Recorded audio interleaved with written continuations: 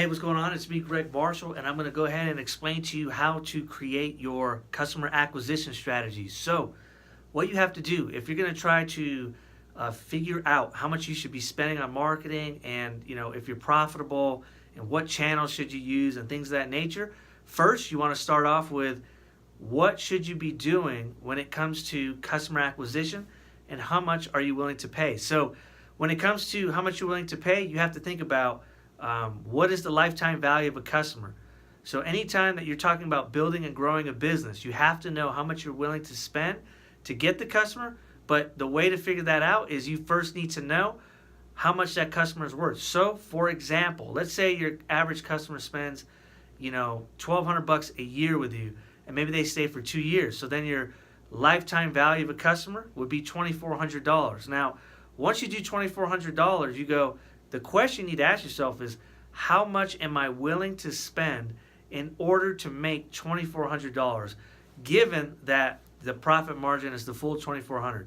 So if your profit is $2,400, then you basically just need to figure out how much am I willing to spend and what channels are my current customers or potential customers on so that I can reach them.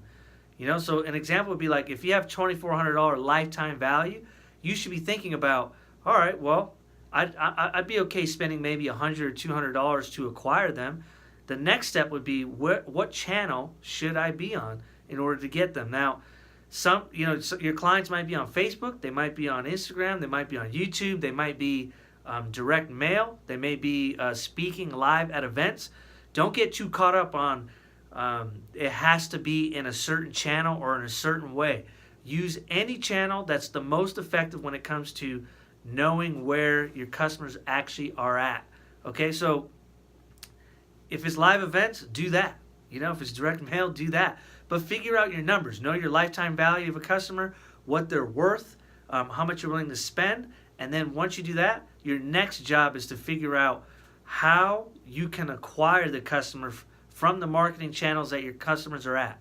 All right, and so that's when it takes a lot of rapid testing. And usually what determines that is, number one, you have to know your sales cycle. And number two, you have to test different types of ad copy and ways of communicating with your customers to make them want to pick up the phone and call you or go see you at your office so that you can go ahead and sell them. So figuring out your customer acquisition strategy is big, especially if you want to do paid advertising.